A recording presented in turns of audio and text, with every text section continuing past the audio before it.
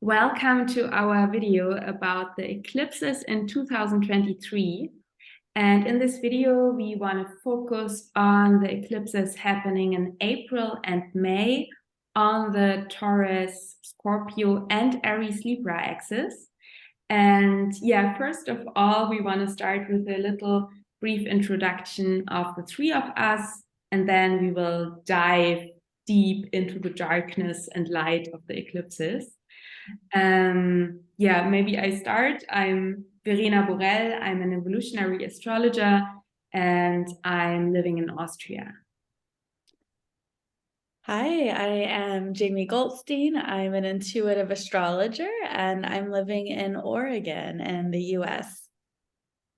And I'm Martha Alter Hines, and I'm also an astrologer based in evolutionary astrology, but then bringing in various other things, including the spirit world. And yeah, I think that's true for all three of us.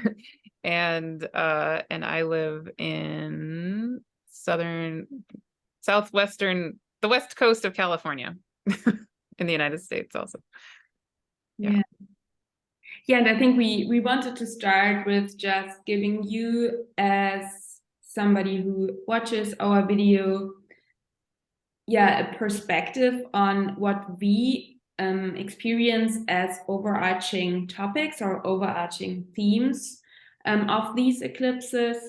And I think that it is very important to say at the beginning that we are talking from our perspective, from what we see in the charts, but also what we receive from our intuitive guidance from spirit world, as Martha said. And so feel free to take what resonates with you and leave the rest, and feel into your own body, into your own heart, what is right for you and how you experience it. So it's not about telling you how it is. It's more giving you the opportunity to feel and tune into these eclipse energies by yourself. And yeah, I don't know who wants to start with the overarching themes. Maybe Jaime, do you want to go? Yeah, I have a little background noise happening where I'm at, so hopefully it's not too much right now. But oh my gosh, I mean, there's so much to explore with this eclipse season.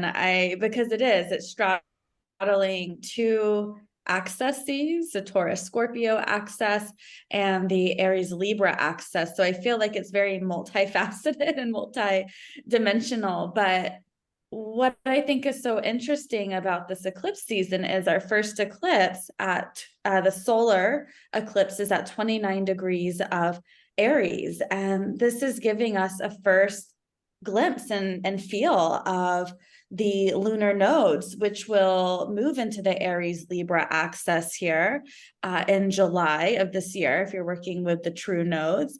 And so I feel like this is really going to give us we're getting this kind of burst of this new energy being a Aries solar eclipse.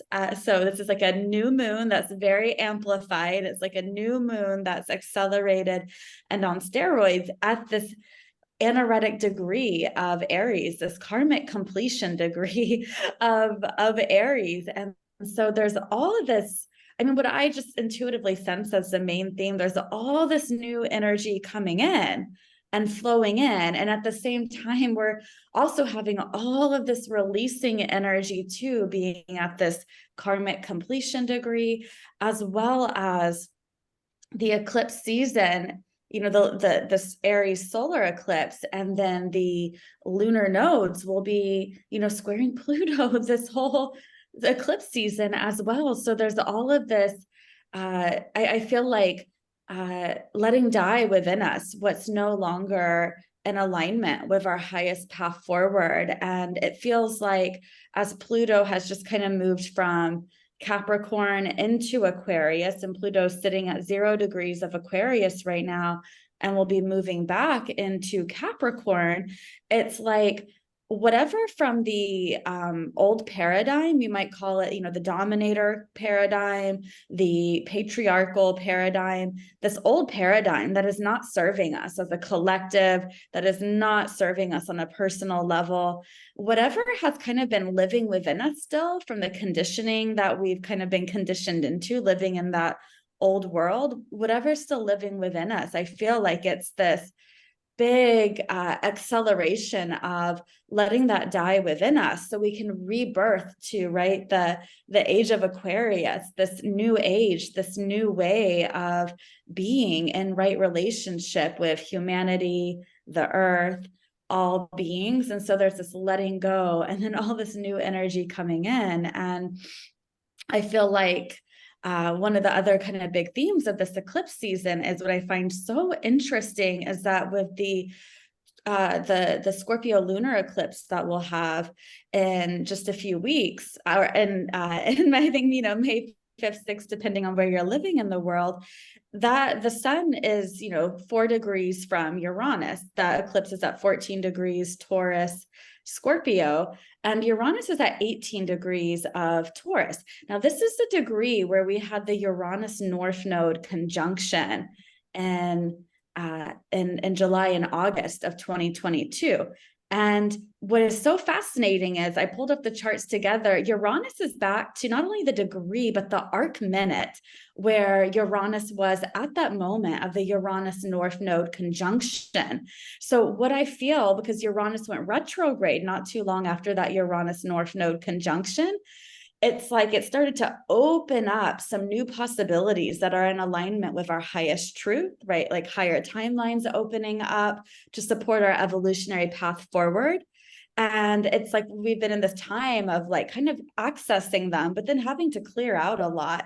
And now I feel like with that eclipse and Uranus at that same degree in arc minute, it's opening up some higher path for us to really Taurus ground in and embody. So I think that's really exciting about this eclipse season. And so, yeah, I think those are the big themes that are kind of standing out to me. Wow. Yeah, completely. So do you want to go, Martha, or shall I? I have things I can say, but it seems like you're ready, so go for it. Okay. And then my Venus we both have Venus in Aries, so okay, then I say something and then stop me when I went too far, Martha. I completely agree with everything you said, Jaime, and I think what is maybe when you are watching this, the North Node Uranus, it was at the end of July 2022, right? Yeah. With Mars too, right? Yeah, with Mars, Uranus, North Node was at the end of July, beginning of August. Okay, what I'm feeling, so I'm completely agreeing with everything you said, Jaime, and with this eclipse season in April and May, and also the eclipse season that we have in October, I really have this feeling, and we talked about that before we pushed the recording button, is for me, it feels because we have these eclipses that are both mixed. So we have a solar eclipse in Aries, followed by a lunar eclipse in Scorpio. And then in October, we have a solar eclipse in Libra and a lunar eclipse in Taurus. So we have both eclipse seasons are a mix between the lunar nodes that are shifting from Taurus Scorpio into Aries Libra. And additionally, we have for the whole year in a 10-degree orb, Pluto, the ruler of Scorpio, is squaring the lunar nodes. And I have really this feeling that when we zoom out, we are in a larger period of being between ages, being between the worlds, being between different systems, different lives, different versions of ourselves individually and collectively, really between ages. And I have the feeling that the year 2023 is like the height, like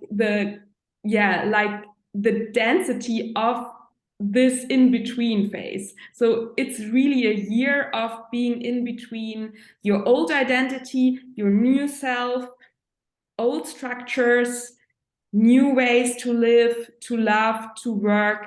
And I have this feeling with these eclipses that it is really this overarching topic of your future self is already here, but now you need to grow into it and to embody it. And therefore, so much what is still here, what is still holding you back, what is still from past lives, from your conditioning around dominator culture, around patriarchy, everything what is not really your true soul self has to go. And I feel, especially with these eclipses in April and May, that, and I have written down for the April solar eclipse, April 19th, solar eclipse, new moon in 29-degree Aries. And Aries ruler Mars is in Cancer at that time. And I have really this feeling of it's the birth of a new self. So we are birthing a new Aries personality, a new self. It's really the initiation of a new version of ourselves, a new version of our world. And then 2 weeks later, we have this powerful lunar eclipse in Scorpio. And this is again a shedding of skin. So we are initiating in this new version, and then we are noticing, okay, what is still in my back that is holding me back, that is old, that are layers that are no longer serving me. And I experienced that this whole year is a dance between, and Pluto dancing between Aquarius and Capricorn too. It's a dance between that is, and I feel that so strong with Aries, that we had the new moon in Aries and a second new moon, which is a solar eclipse. All of these, then we have the Aries, the whole March, this whole Aries stellium. Now we had the Jupiter Cazimi in Aries. We have this Aries initiation power that is really saying, okay, it's time to become a new version of yourself. It's time to really start a new cycle. But we are not yet there. So it's, this year is still this feeling of, okay, here are you, my future version, but I still have to embody it, grow into it, work with my old conditionings, work with my old patterns. And this is all the same on a collective level. So I can imagine that new ideas arise, new ideas show up, but it's not yet here. So we have to do some more grounding, purging, healing work, so that we can slowly but surely, and I feel this slowly but surely very emphasized then with Jupiter going into Taurus, slowly but surely make changes that are not only in alignment, but also that are that are stable, not the hasty head over heels Aries style, but with a certain ground and stability and in alignment with our values. I stop here. Martha. Yes, everything both of you are saying is super in line with what I'm feeling, and I made a whole video about some of this 2-3 days ago. But I can describe something that's going on for me personally, because as you guys are talking, I'm feeling this very strongly, this personal thing, and I think it's relevant. And Jaime, what you said about Uranus now being at that exact same minute of where it was at that conjunction, that I did not realize that, and that is fascinating. It's putting a whole nother layer on my own personal experience. But well, shall we actually look at this chart of this? It's the lunar eclipse, right? Is it at the lunar eclipse that Uranus? Yeah, that's where Uranus comes back 18 degrees and I believe 41 arc minutes. Yeah, that's where that Uranus North Node conjunction was. Yeah. Yeah. Martha, I did not want to interrupt you. Sorry. Okay. Do you want to look at the chart, or do you want to? No, I just wanted to, because we were talking about this all the time, and I had the feeling that if anyone has not the chart in mind, that we just have it one time here. Cool. Okay. Yeah. So for me, what's been really what I've been feeling personally is the sense of the spirit world has been telling me, but I think this is true for probably a lot of us, that the structures that I have embodied up until this moment in my life no longer serve the being that I need to be on the planet moving forward. So in my personal life, my dad happened to die right after the eclipses last fall. He died December 11th, 2022, really unexpectedly, out of kind of nowhere. And to me, it felt very, when I look back on it, it was there were a series of things that happened in my own life, including my dad's death, right around the eclipse time. And that death definitely feels like it was part of things that needed to shift for whatever reason. So since my dad died, I've had this series of experiences internally and externally that are really, really about me 100% radically letting go of this karma with my dad, the karma with the masculine in general. And what I then got told was on the day of the new moon at 0 degrees of Aries. I say this with a caveat that I feel a little bit vulnerable saying it. I feel a little weird saying it, but it's the truth of what I was told. So I'm going to say it out loud on a video on YouTube. What I was told was that moment, like that day, was the 0 point of new earth, which again, I say that with lots and lots of hesitation. The human me thinks that sounds very strange, but that's what I was told. So, and that's what I feel in a certain way in myself, is like that was a moment of, for me personally, but I think on the planet in a certain way, of like the start. It was a new moon at the Aries equinox at 0 degrees of Aries, the very, very beginning point of the whole zodiac, right? So then on a personal level, what I've been feeling again is the sense of, and again, I'm going to use language that's very woo-woo and very out there, and the human me has lots of hesitation to say these things, but I feel like I'm supposed to, so I will.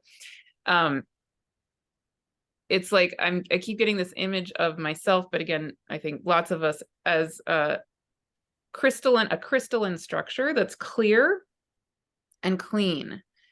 And as we are clearing, like the South Node in Scorpio squared by Pluto, which you know, Pluto ruling that South Node in Scorpio, is this radical letting go, letting go, letting go, letting go, letting go, so that we can fully become, what I'm told is, so we can fully become the crystalline structure being with total clarity that we are meant to be in this lifetime moving forward. And then that crystalline clear structure to me is that 0 Aries point. It's that like so purely new that we can't possibly know what it is yet, like at all. And I don't know what I mean, I have a sense sort of what I'm meant to be, but I think what I'm meant to be, and I think many of us, is that crystalline structure being, period. That then can like move with the energetics of whatever happens to be needed in each moment. And that's a very different way of being than I've ever been, and that probably lots of us have ever been, because we operate typically with, you know, the structures that are created by society, our family, all of that. Not that I can suddenly switch and not be human. That also that's very extreme and not what I mean. But and one other thing I want to throw in there is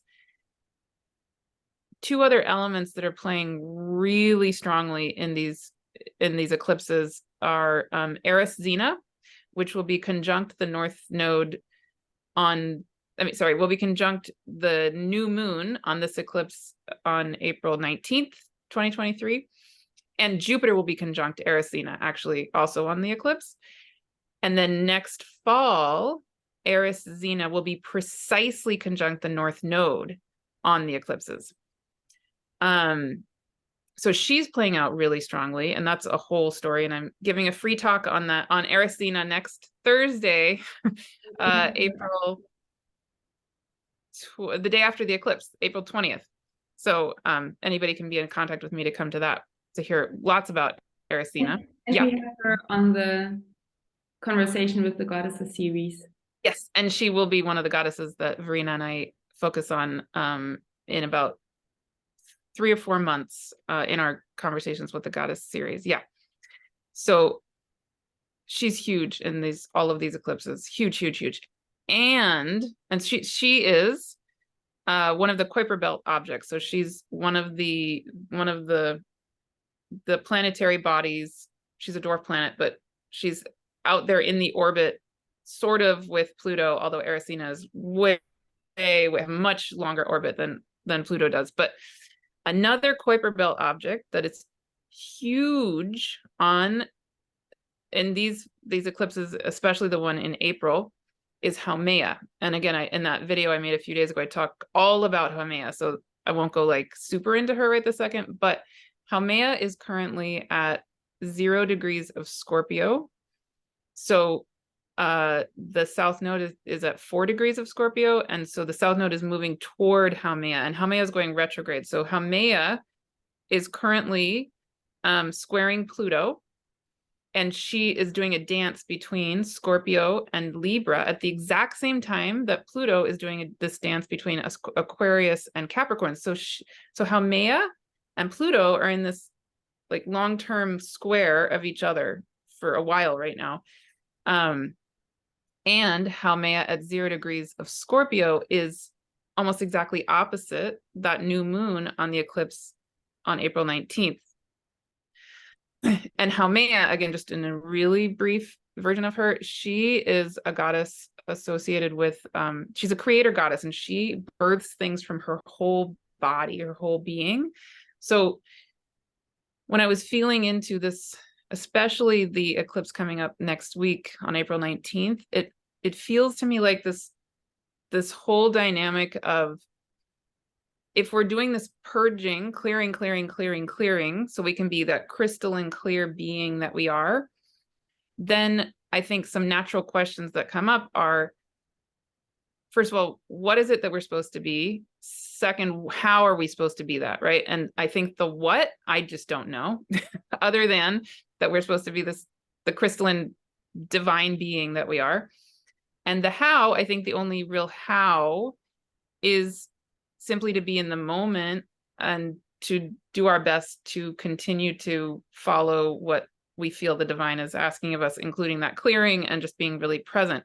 But I think the Haumea and some other stuff, and the Aristina and some other factors in the astrology point me to the sense also of the how being really about coming back into our bodies and back into ourselves as beings that are not only in our rational brain, right? Like the Haumea energy. I love Haumea so much. Natally, I realize she is conjunct my ascendant, Hygeia, and moon. She's really strong for me personally, natally. But she's this energy of, creation comes from our being, not from our brain typically. And so as we're trying to sit with, okay, what are we being asked to be, or how are we being asked to be? one key, again, my real answer is I don't know, but one key I think is that the how needs to be coming from all of who we are, not, you know, not just the brain. And so like down here somewhere, it's all of us. Yeah, so there we go. Can I just share like one thing I'm feeling inspired about by listening to you, Martha? I love this so much. I love getting to listen to you, Verena and Martha, because I'm like poof, all these like new light bulbs kind of going off and connections as I'm listening. But that, like Martha, everything you're sharing with that resonates so much. And that 0 point energy of the equinox and that Aries new moon, I totally feel that resonance in my being of, I feel the resonance of what's intuitively coming through from the spirit realm for you. And also, I mean, this goes with what you were sharing, Verena, what you were just sharing, Martha, it's like, this is a kind of a big theme I've been feeling for this eclipse season is that, you know, and I think Pluto squaring this first eclipse, the solar eclipse, is really supporting us. Yes, it may bring an intensity. And I also feel like it's so supportive to our evolutionary growth because of pretty much all of us, the world that we've lived in and the old structures that we've lived in. Very few of us, you know, have really been able to fully show up in our authentic essence because we have so much conditioning. And, you know, I even think Venus being in a Capricorn cycle is really relevant to the conversation here. I know that's a whole nother topic, but it's relevant to the shifting of the Capricorn energy and the old paradigm into this new way of being in relationship with Earth, humanity, all beings, right?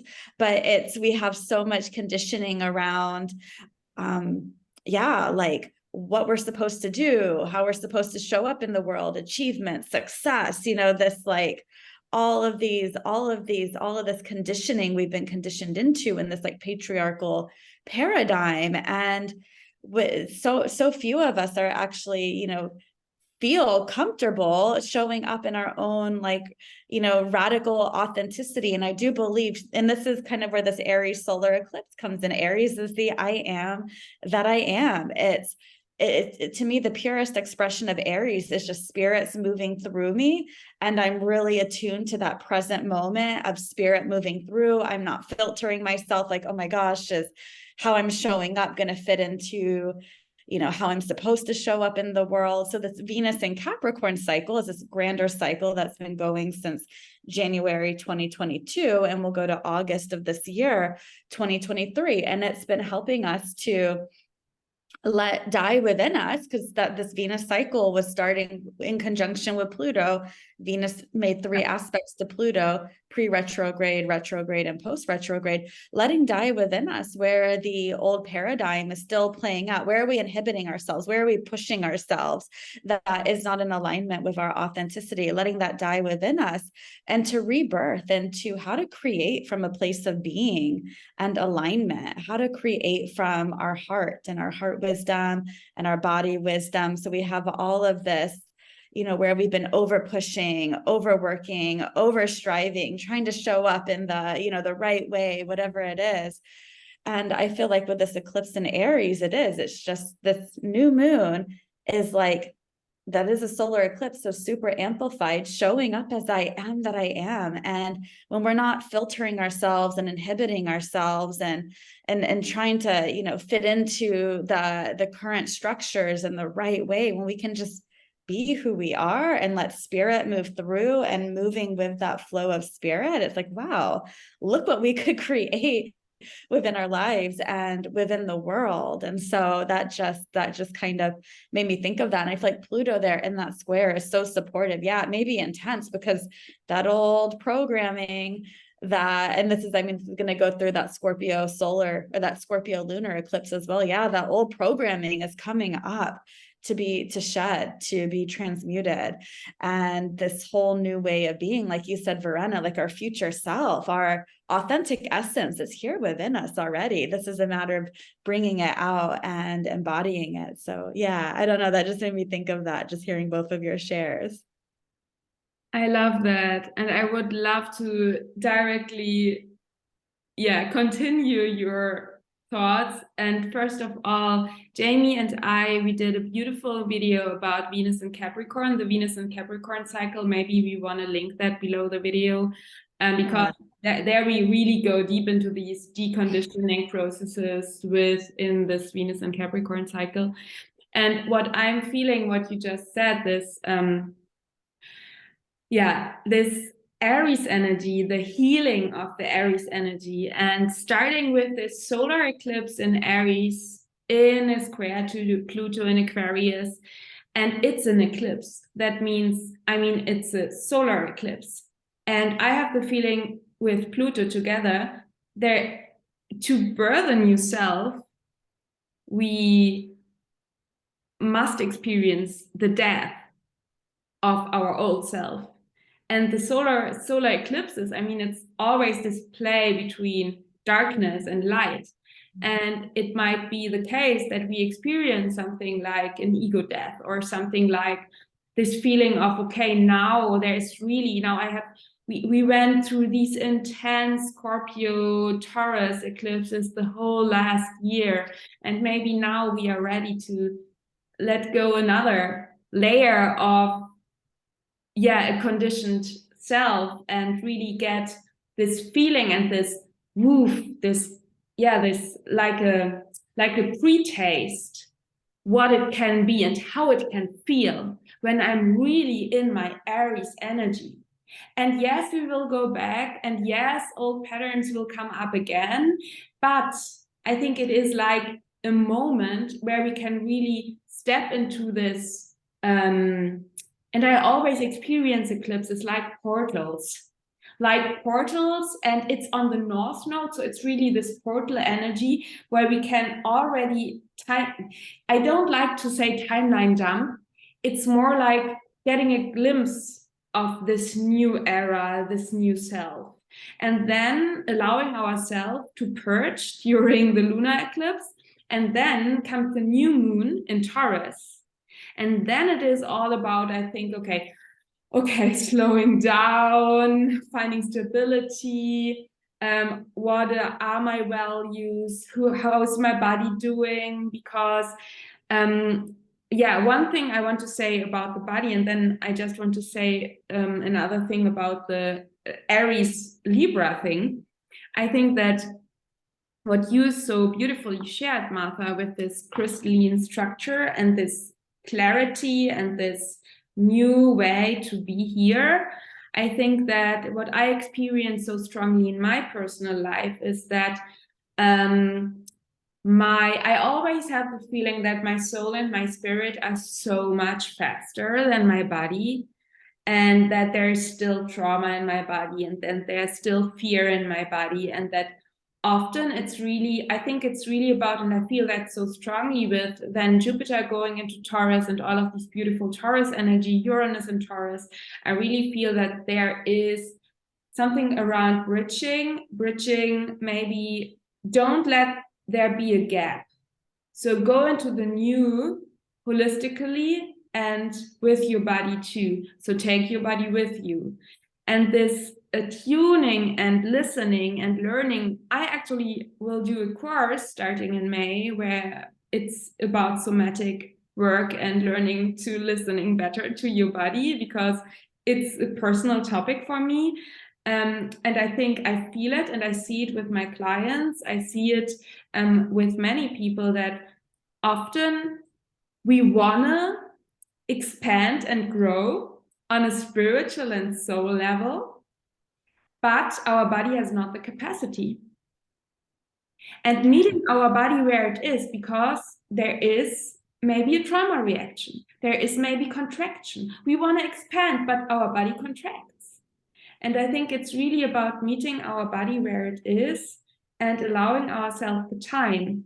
And because of that, I think it's really, we must, or we should, or we can zoom a little bit out and see the bigger picture, see these overarching themes. And I love astrology for that, because we see, okay, the whole year is this process. And I have the feeling that the whole time with the lunar nodes in Aries and Libra is actually a preparation for the time when Saturn and Neptune go into Aries.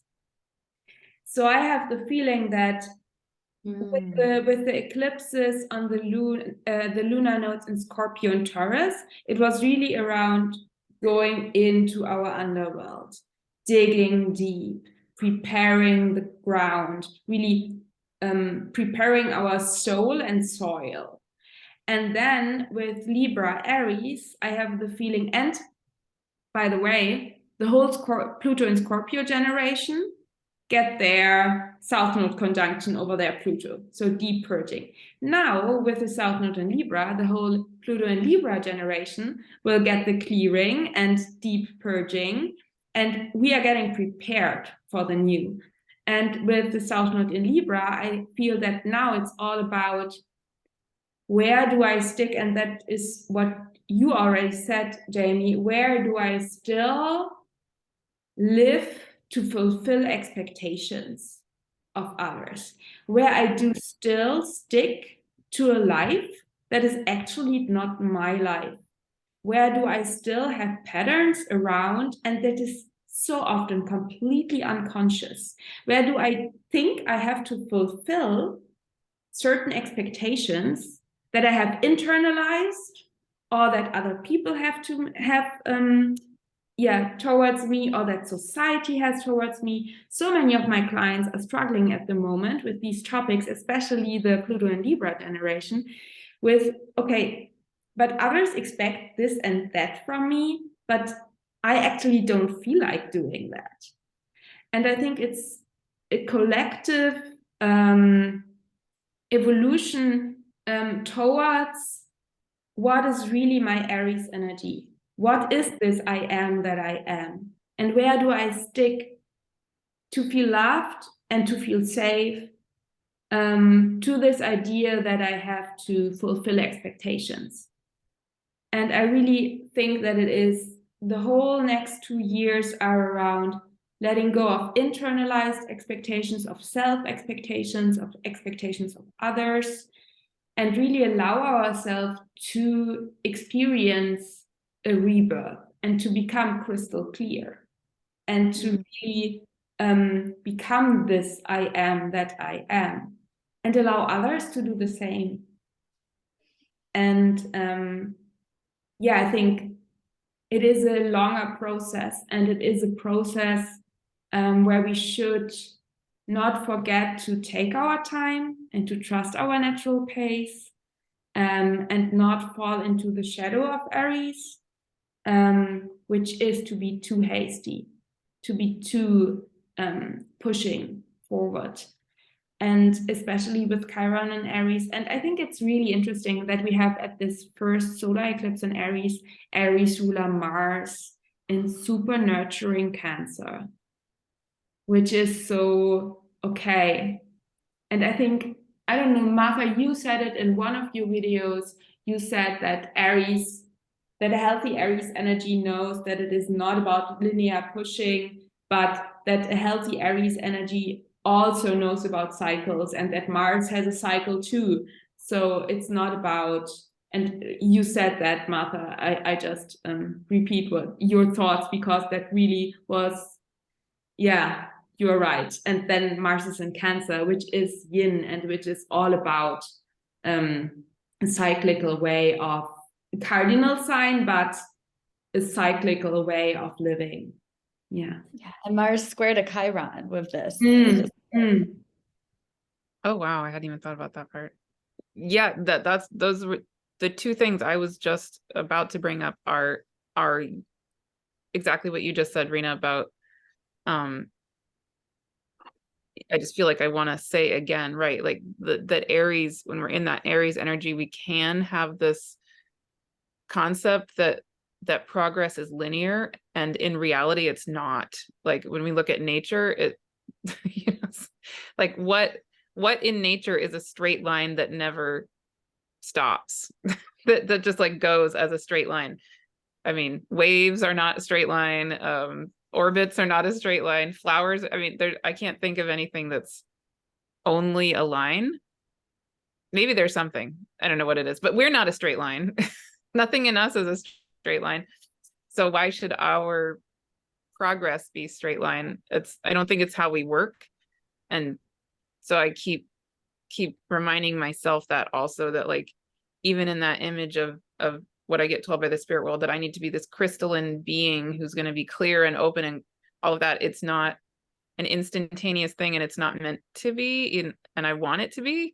Again, I have South Node in Aries. Verena and I both have South Node in Aries and Venus in Aries. I have North Node in Aries. Oh, sorry, you have North Node. You have North Node. I have South Node. You have North Node in Aries. Yeah. And we both have Venus in Aries, right? So, yeah, I just want to do it. Just get it over with. Boom. And that's not reality, and that's not actually the healthy version of Aries even. So, so I was thinking about that, and the fact that, yeah, like that I love that Pluto is doing a dance between Aquarius and Capricorn, because when it comes back into Capricorn, I feel like part of the medicine in that is that it's reminding us that progress needs to come back into the structures and the roundedness and all of that. And then we can move back into the Aquarian stuff too. But then the part two of what I was thinking that you kind of touched on also, Verena, is that, yeah, Chiron has been playing a really big role this month. And it's going to be playing a really big role, even a bigger role, as the North Node moves into Aries, because Chiron is in Aries. And so therefore the North Node and Chiron will be conjunct. I think it's February of 2024. But during the middle of these two Aries new moons that we just had that new moon at 0 degrees of Aries, and then we're about to have this eclipse at 29 degrees of Aries. And in the middle of that, we had the Chiron, Jupiter, Vesta, Estrella conjunction. I might be forgetting one. There's a whole bunch of them sitting right there. Diana, Juno, take them all. All of a whole like party at the middle of Aries with Chiron and Jupiter. And Chiron was conjunct the sun on the full moon in Libra that we just had, right? So it's like this Chiron energy has been so strong. And again, I can feel that in my own life, because one component of Chiron energy is ancestral healing. So it's like, I feel like it's among the two big things I feel Chiron doing for me personally. And again, I'm sure there's many, many other components here, but number one, I feel like Chiron brings us back to the reality that we are vulnerable, like that we have our own wounding and hurt that we can't pretend doesn't exist.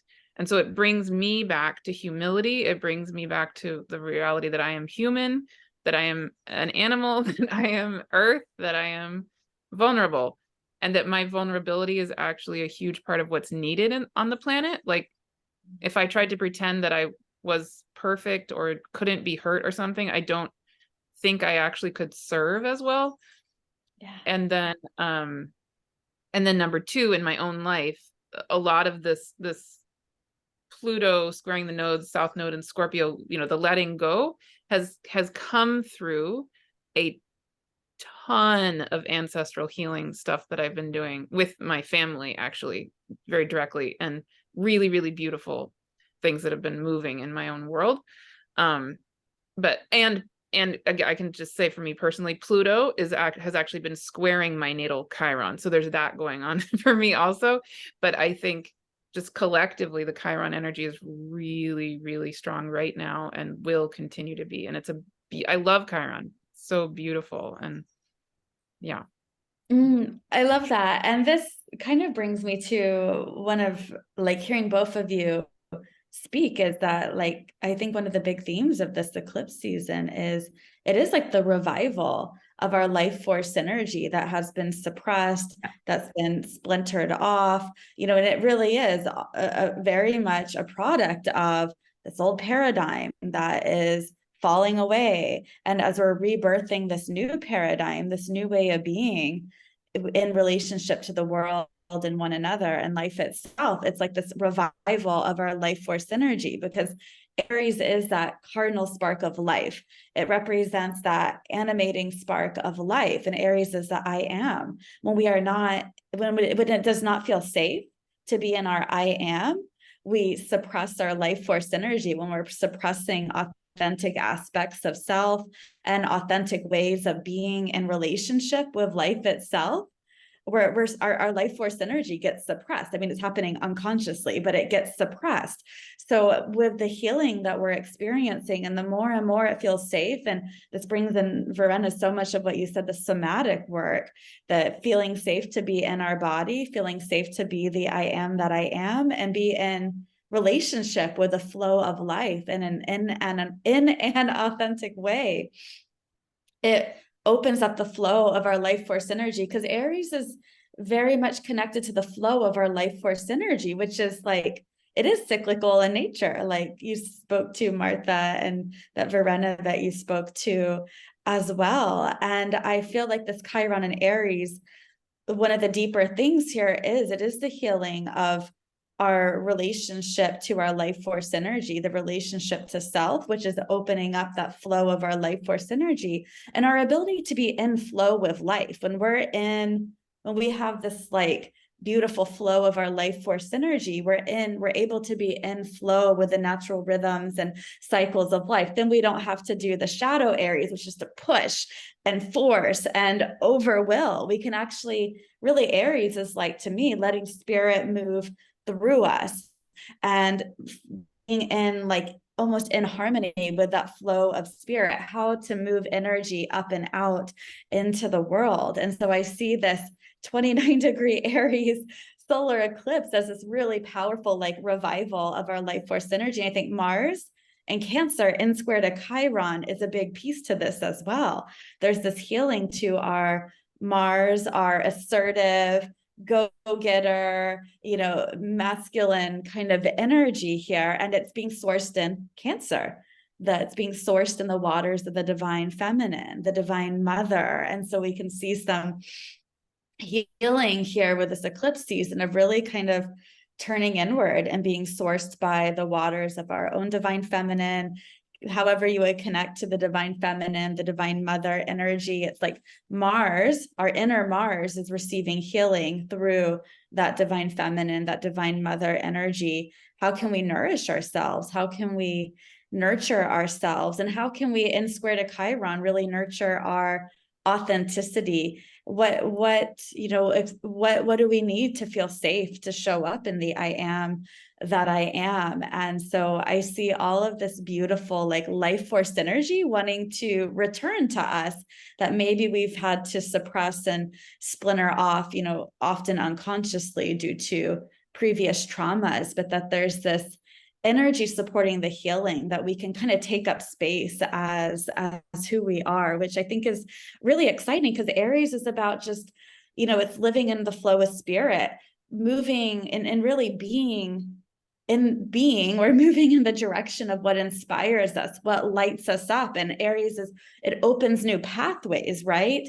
And so when we are in the I am that I am, when we're lit up with life force energy, that's a magnetic energy. That's an attractive energy. It opens up. It's like where we didn't see any opportunities or any possibilities.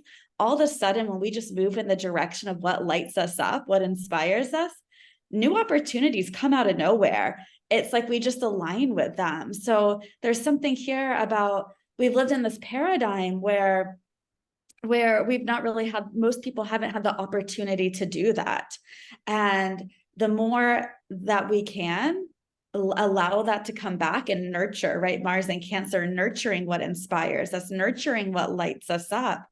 It's like, wow, I just see so many opportunities opening up that are in alignment with our higher self, kind of wanting to come through here. So yeah. Yeah. I love that, Jaime, and thank you so much about your sharing your thoughts around Aries, because I actually wanted to say, and I've done a whole YouTube video. I think it is called, I named it The Energy of Aries Season 2023, and I did a podcast episode in German language to the first Aries new moon, which is where I talked in depth about this idea of how can we relate to Aries in a new way in regard to self-leadership. So Jeffrey Green, the founder of evolutionary astrology, said about Mars. Mars is the leading edge of our soul's evolution. And I actually love this description of Mars. Mars, Aries, is the ruler of Aries. And I have the feeling that we have, I mean, I have Jupiter conjunct my North Node in Aries, conjunct my Venus in Aries. So I know from myself that I experienced past life where I had to fight, where I was on the battlefield in complete fight trauma mode. And I think we experienced in past lives, in our history, on a collective level, humankind experienced Aries energy in a way of actually not this healthy leadership quality of Aries, this healthy yang energy that initiates, that knows, that comes from source. So I think it's really interesting too that at the solar eclipse in Aries, we have Mars, Aries ruler, in a trine to Saturn in Pisces. So we have this idea with Aries, we are coming out of the cosmic womb, and we now decided, as a cosmic soul, as the all that is, we decided to incarnate as this spark of light on planet Earth, to bring that, what wants to come through it, into karnas, in flesh. Karnas is Latin for flesh, and bring it into the earth and enter new territories. And I think there is something so beautiful around Aries and around this idea of self-leadership, but we are actually afraid. And I see it with my clients that I had over the months when we had these intense Aries energies, topics around, I'm so afraid to be me. I'm so afraid to be rejected when I'm me. I am actually afraid of my own strength. I'm afraid of my own power. And I think that many of us, maybe almost all of us, had past lives and past experiences in both extremes. So being the victim and being the oppressor. And I think that there is something to bring into balance, to purge, to heal around our own Mars, yang, fire energy, so that we learn to channel it in a very, very aligned way, and neither repress ourselves and go into the shadow of Libra, so people pleasing, or go into the shadow of Capricorn, the oppression and the depression, or go into the shadow of Cancer, the passive aggressiveness, but really own our own strength. But really, yeah, it's about creating it. I don't have yet an answer, because it's a topic for me too. How can we lead our life in an authentic but aligned way, and not be in a way of domineering our own body, others, Mother Earth? So not being the dominator, but also not being, not cutting ourselves off from our divine masculine energy, and thinking, okay, I cannot, because then I hurt others. I think it's really a struggle with Aries energy, this fear of hurting others when I'm that I am. And I think there is so much healing around that, and there's so much on all levels to heal, on a soul level, on a mental level, but also on a body level. Having these maybe old patterns in our body of fear, of flight, freeze, fawn responses. And I think that it's really this Aries energy in this year. I feel it so strongly. And we are coming just out of a Mars retrograde. And this Mars retrograde was in Gemini. And during the Mars retrograde in Gemini, the new Mars cycle started. So we are still in this, we are in a new Mars cycle, which is in Gemini. And I think Gemini is all about new ways, new ideas. Yeah, how can we lead our life, and how can we be in this young fire energy in a way that is in complete alignment with source energy, with in a loving way, actually. Yeah, I'm having some thoughts relating to what you're saying and what Jamie was saying that maybe ties it together. So when Jamie's talking about the life force energy that comes with Aries, and then you're talking about wanting to allow that energy to come through in a way that feels safe and all of that. What I'm thinking about also are these other themes this year and with these eclipses around life force energy. I think I mentioned this in the video that the three of us did about Pluto in Aquarius. But when Pluto entered Aquarius on March 23rd, Eros, the asteroid Eros, entered Aquarius on March 24th. So basically Eros was conjunct Pluto as Pluto entered Aquarius. And now at the time of the May 5th eclipse, over the next few weeks in general, actually through this whole next several months, Eros and Hygeia are going to do a dance. They're going to be doing a dance back and forth with each other, because they're both going to go retrograde in Aquarius. Well, basically they're doing a dance together in Aquarius, in the middle of Aquarius especially. And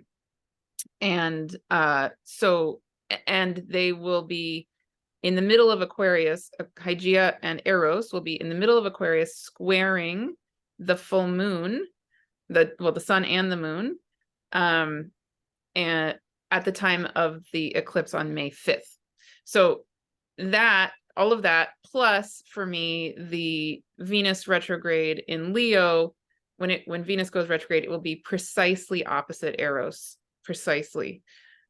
So there's all of this Eros energy, and then the Eros and Hygeia energy, which all together for me, again, brings me back to this reality of the life force energy being so key, and us redoing our relationship to the life force energy, and again, dropping from our brain where we've been more centered, maybe, or encouraged to be centered, down into our bodies. And then also all the Mercury retrogrades in Earth signs, which we're going to talk about in another video later, plus Taurus, Jupiter going retrograde in Taurus later. And anyway, so many themes about bringing us back to our body, bringing us back to this, what I said earlier about the Haumea energy also, that maybe the how we are being asked to move forward is maybe one of the keys I'm feeling, is that it's about coming down into our bodies, coming down into our full energy being, and doing more than we have been with just the mind being the central focus. So those are my final thoughts. And I have a feeling we're getting ready to wrap up here, but that was what was on my mind. I love that you brought these streams together, Martha, and I'm completely, it resonates so strongly with me. This, it feels for me like really inside of us, coming into alignment with these. I really have this image of a snake that is, letting go of old skins and bringing more and more into alignment our true soul self. And I created just a one-on-one offering, a new one-on-one offering that I call Soul Self Activation, because I have the feeling it's really it at the moment, this letting go of old layers and coming into our soul self. And that is not happening in 1 minute. It's a process, and it's a bringing together our soul with our body too. So because we decided to be here. I feel pretty complete. I don't know if we should talk more about the Scorpio lunar eclipse, but I think that we have actually talked pretty much about both of the eclipses. I don't know. How do you feel, Jamie? Yeah, I feel good. I think it might be worth mentioning Uranus's effect or influence with the Scorpio lunar eclipse. And if we kind of go back to the Taurus lunar eclipse last eclipse season, the moon was right with Uranus at that lunar eclipse. Now, with this eclipse, about 6 months later, we have the sun, a wider orb, but the sun is in conjunction with Uranus. And eclipses are already kind of an unpredictable energy. They're accelerated, they speed up. Eclipses are very Uranian in nature in general. And so with Uranus there, it does amplify the more unpredictable kind of accelerated, fast-moving change. I mean, Uranus is like the evolutionary change agent. Uranus is about really the great awakener, right? The great liberator, awakening to our higher mind, our highest truth. And so I feel like this eclipse season might bring some kind of unexpected, maybe accelerated changes in our lives to really awaken to our highest truth. And so this is in Taurus, right? To embody our highest truth, and it's awakening the intelligence of our body wisdom on a new way, or connecting to the intelligence of our body wisdom. I mean, it's always there, just most of us have lived in a world where we haven't learned to connect to our body wisdom. And Uranus and Taurus also connects to very much connects to the trauma that's stored within our body that might kind of keep us separated from our body wisdom. So there's all of this healing potential available here. But I think it's worth mentioning that there might be some unexpected, unpredictable, out of the blue kind of things happening. And I do believe they are in service to our highest evolution. But with the Uranian energy, it doesn't always feel like it while it's happening, which I think can be notable. And I do feel with this eclipse season, a big thing is, and this is with eclipses, right? The best way to navigate them usually is to let go of expectations, letting go of things happening a certain way, because eclipses are like course corrections to our highest path. So if our ego is attached to this thing in my life is going to go this way, and the eclipse season kind of course correct something differently, when we can let go of our egoic attachments to the way things are supposed to be, and to open up to just how things are unfolding in our lives. I do find there's more, it helps with some of the intensity with the eclipse season. And I do feel with Uranus back at that, 18 degrees, 41 arc minutes, where that Uranus North Node conjunction was, I do feel that this is starting a cycle now. Uranus went retrograde and now came back at the moment of this eclipse, where there's all this amplifying energy. I feel like there may be some big release to really open us up to our highest evolution, our highest path forward, and how to Taurus, how to embody it, to ground it, to give it form and structure here in our physical world. Maybe some of these, we've been inspired by things, and it's kind of like the timeline has kind of been there, but more on the etheric realm. And now I feel like this eclipse, maybe not the day of, but I see opening a trajectory for the next 6 months to really kind of, perhaps in a very physical way, ground in and really align with maybe some of these higher pathways, these higher timelines, new things opening up and new pathways opening up for our evolution. I love all of that. Yes, I feel it. Yeah, and I feel that what you're saying about just let it go. Don't try to have any preconceived, like, I'm thinking of some things in myself where I'm like, okay, maybe it should be like this and this, and then when I really tune in, I just get it. Nope. Let that go. Nope. Let that go too. Nope. I felt this last fall with the eclipses, and I think I said this on a video I did with Verena.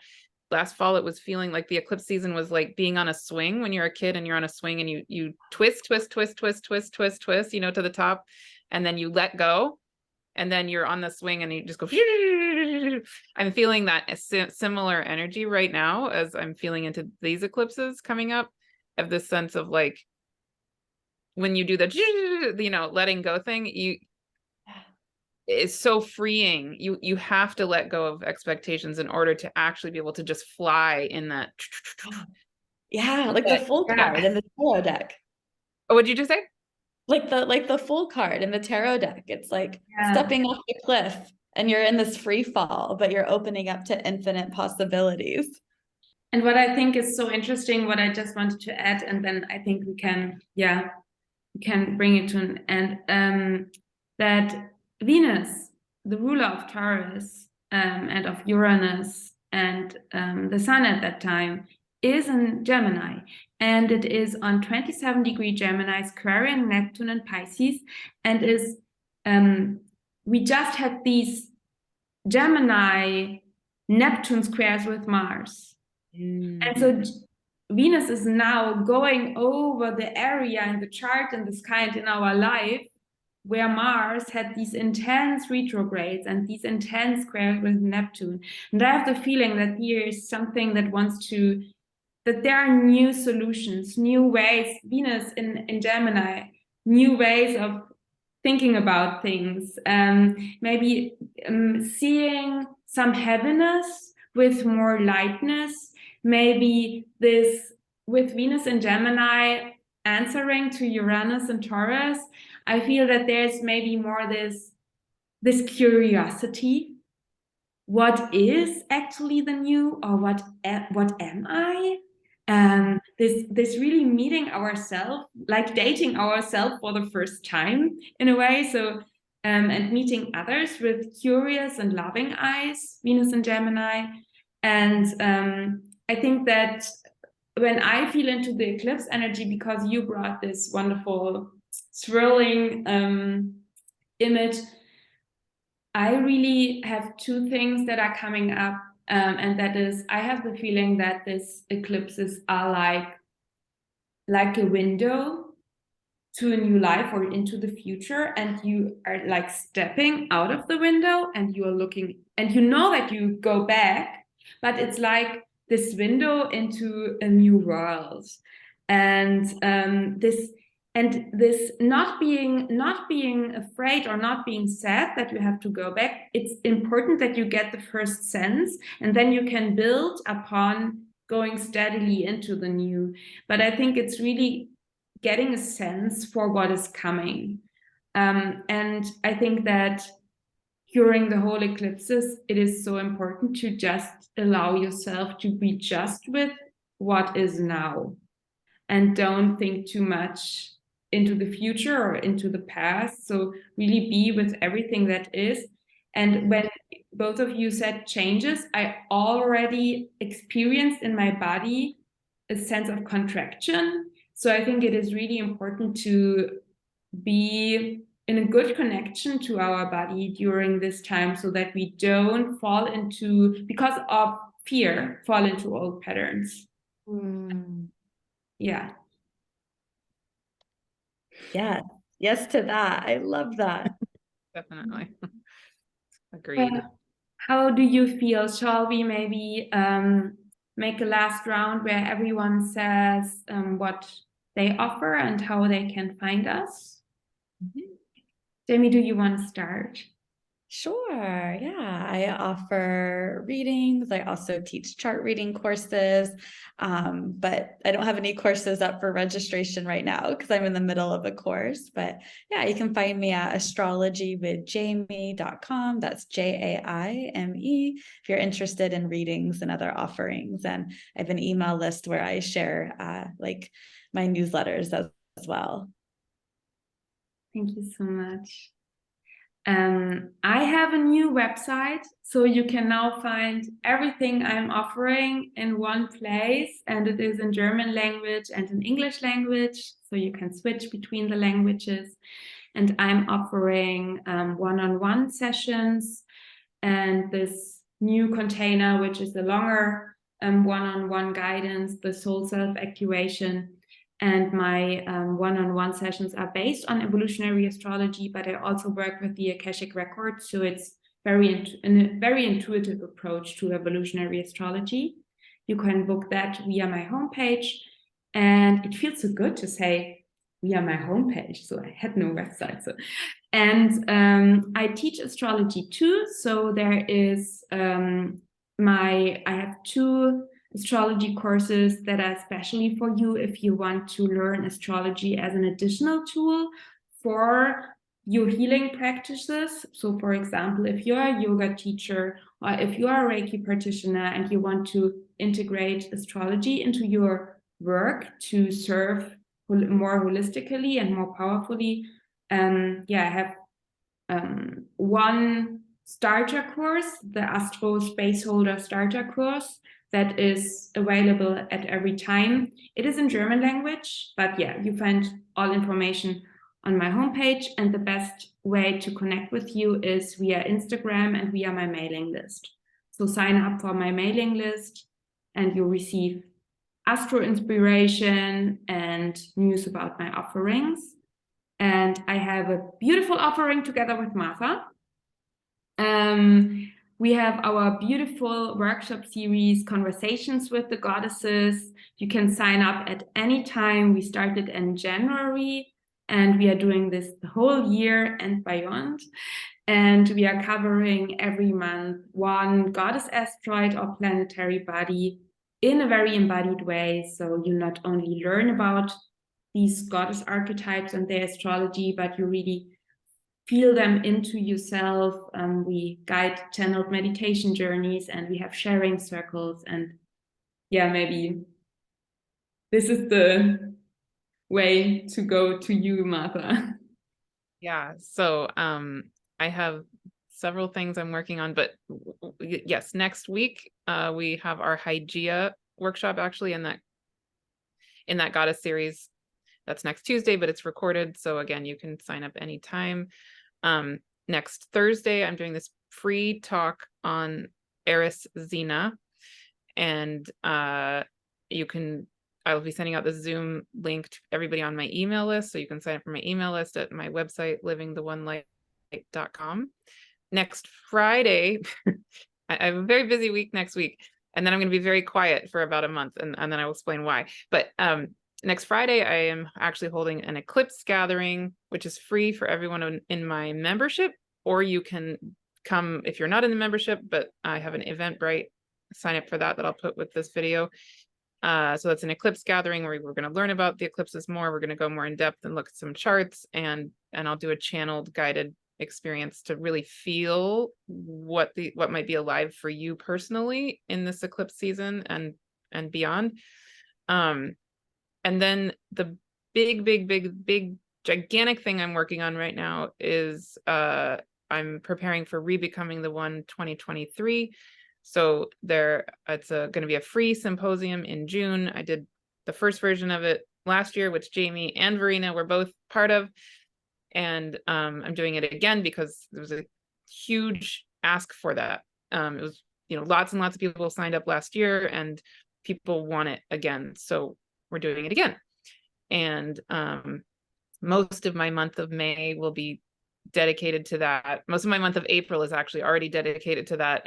But it is ready-ish to sign up. So if you really want to sign up now, you can go to my website again, livingtheonelight.com. It's on there, or I'll put the link. The one thing you do get the instant you sign up is I decided to give you immediate access to an interview I did with Melanie Reinhardt.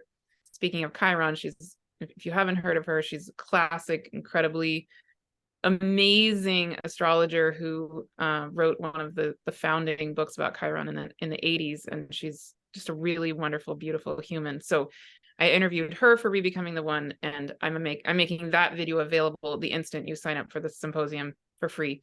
And then, yeah, there's lots and lots more I'll share about that symposium, but that's my big baby at the moment, and it will be birthed on June 1st. So yeah, that's where my focus is. I forgot actually to say something. First of all, please sign up for Rebecoming the One. It's amazing. It's a gift that Martha is that is coming through Martha into the world. So please sign up. And the other thing that I just forgot is I have a little gift, just a little one. I have a freebie. I have a Venus guide that you can download for free in English language or in German language. So I can link that below the video too. And yeah, I think that feels complete for me.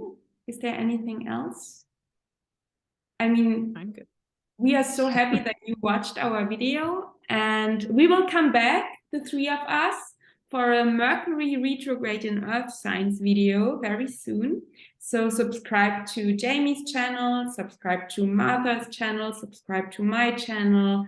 Yeah, follow us on every channels you want to, and you find all information in the description of the video.